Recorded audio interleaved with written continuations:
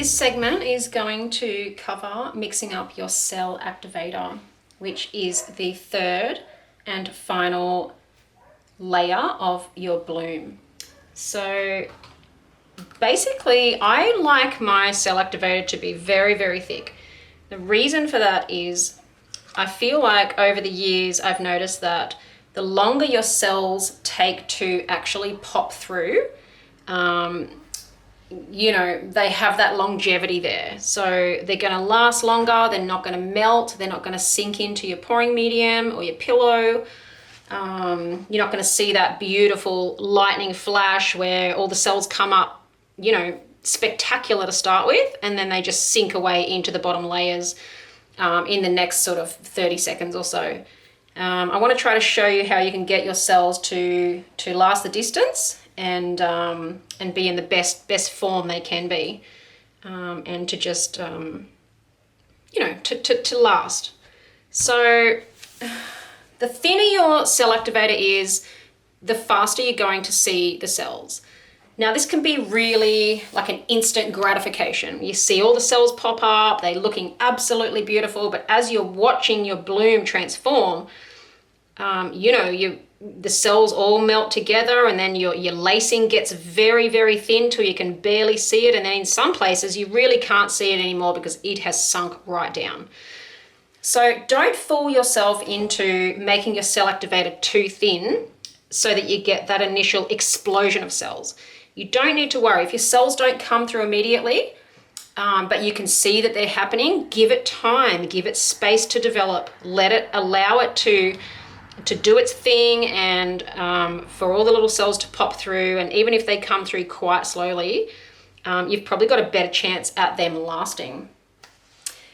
So I will try, even though I usually eyeball my Cell Activator, I'm going to try to mix it so that I can give you measurements to show you exactly how I like mine mixed. Now don't forget, you will have to adjust your viscosity of your Cell Activator depending on how thin or how thick your pouring medium colors are. Now we already know that the Australian Floetrol is different to the American Floetrol and the European Floetrol. We're calling it the Aussie Gold. There's no need now for us to use the American Floetrol because this is really available, highly available worldwide now. If you don't know where to get it, check out the information at the end of the course, and we will help you as best we can to try to find some, because really this stuff is worth chasing, it's worth finding, it's worth buying, because we really don't use very much in the Cell Activator. You know, a 1 litre bottle like this lasts a really, really, really long time, and it's going to make it very easy for you to get cells. There has been some previous recipes for the American Floetrol. Some people do like to use it, but we're not going to cover that here in the course because we all know how easy it is to get the cells from the Aussie Floetrol, the Aussie Gold. You know, this stuff's being shipped all over the world now, so it's kind of no excuses on not being able to get it. It's definitely a worthy purchase, knowing how long this particular bottle is going to last you. So yes, find some. Don't forget to check out all the links at the end of the course so we can show you where to buy this stuff. Okay, so let's get mixing. Don't forget, very, very important, make sure it's mixed up well. This stuff does separate. It does have two components inside it, and a clear liquid will form at the top and a milky white liquid will form underneath. So we really want to have that quite blended in the bottle. So give it a good old shake. It doesn't really matter if you create some bubbles in the shaking. They dissipate quite quickly compared to bubbles that you might have in your pouring medium that need to settle overnight until it gets silky. This stuff you can pretty much just go for it and mix it right up. Whoop. Okay, now I'm going to try my best to measure for you guys, but what I really want you to know is it's kind of very hard to make your Cell Activator too thick. I think a lot of the problems with the blooming is due to people making their Cell Activator too thin, because as I was talking about before, that instant gratification of seeing the cells explode immediately, that's what the Floetrol does. It's like a magic cell maker. but it is going to create some instant cells if it's too thin, and that's not what we're looking for. We want them to take a little bit of time to come through, because that way, like I just said earlier, they're going to last longer.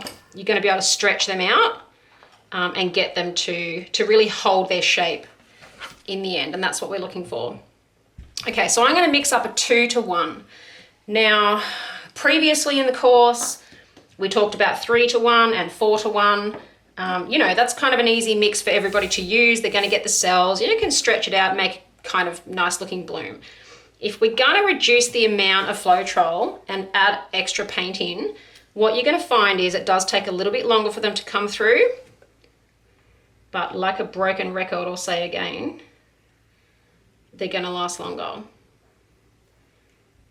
So let's go 2 parts Floetrol.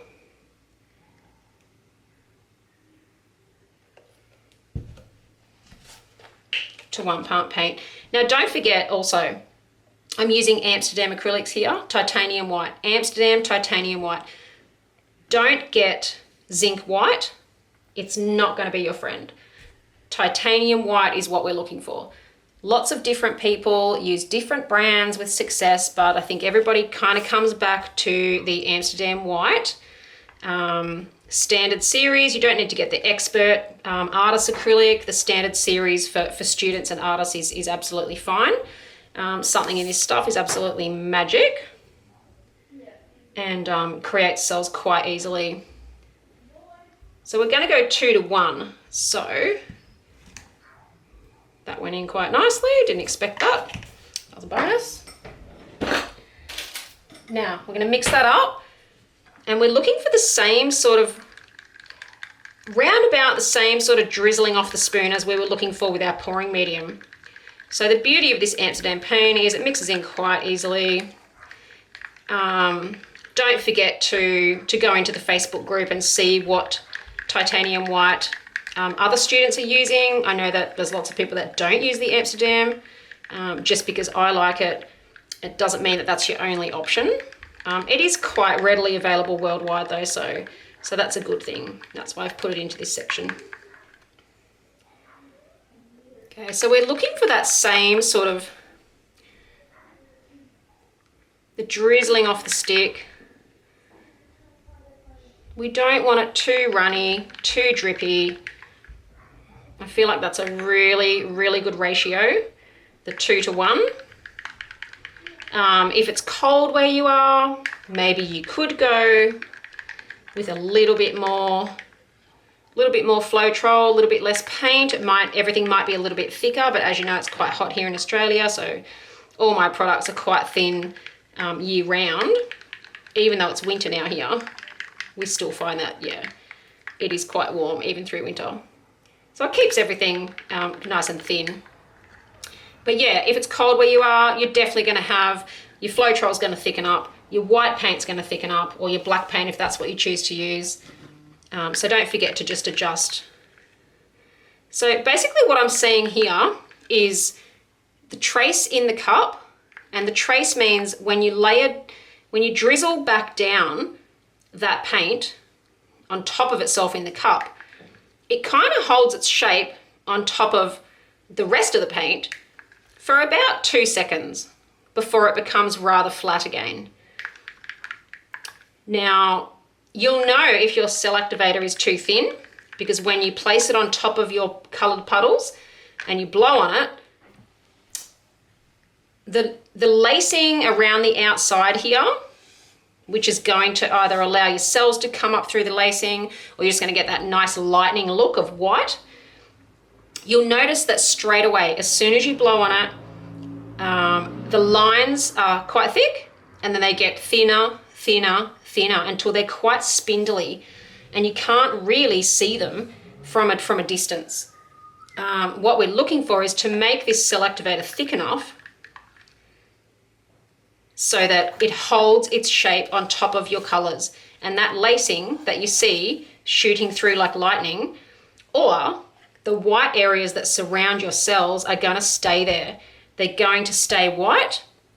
Depending on what your untinted paint bases, sometimes the top color that you use in your puddle might bleed into the Cell Activator a little bit, which can also be really nice, especially if it's a color like a phthalo blue as your top color puddle. Bleeding into the CA can make it look like it's got this bright blue lightning through your pour, which is really beautiful. But today we're going to focus on trying to keep that lightning white, keep the lacing white, and keep your cells intact without melting away. So that's why we're going to try to work on keeping your Cell Activator thick. Now, later on when we execute some pours together, well, when I execute some pours and show you, you might see me adding more white paint to my Cell Activator. Now, normally I have to do a pour, I have to create a bloom before I know if it's too thick or not, or too thin. That's right, 2.5, 3 years, 3.5 years later, however long it's been a long time. I still find that doing that first bloom allows me to really check out what my Cell Activator is going to be like. And then I adjust it accordingly before I keep going. So that's the white. So basically, my choice for a black Cell Activator is the lamp black, Amsterdam lamp black. Look, some people use the oxide black. Some people use all different brands of the black. The black's probably quite a lot easier to use than the white across the board as far as brands go. A lot of the black tube paints work for the Cell Activator, whereas the white's a little bit more picky. There's a couple of brands that you should steer clear of, and a few brands that do work. So yeah, don't forget to check on the text at the end of the course, so that you get your lists of the working whites, the working blacks, and yeah, of course we have lots of different colors now working as Cell Activators. We're even turning our pigments into Cell Activators, but that is kind of advanced, so we're not going to cover that in today's course. All of that information is there for you in the Facebook group, files, and yeah, all the information's out there. There's videos, live videos. I cover all different Cell Activators in the Zippy Cell Activator live video. So once you get into that Facebook group, be sure to check out all of the advanced options for the Cell Activator. But today we're just going to use white and black to keep it simple. So I'm going to go mix up the black version of this, pop a little bit more in there so that I've got more, and we're going to get painting, guys. Really exciting segments coming up. So yeah, can't wait. Stick with us.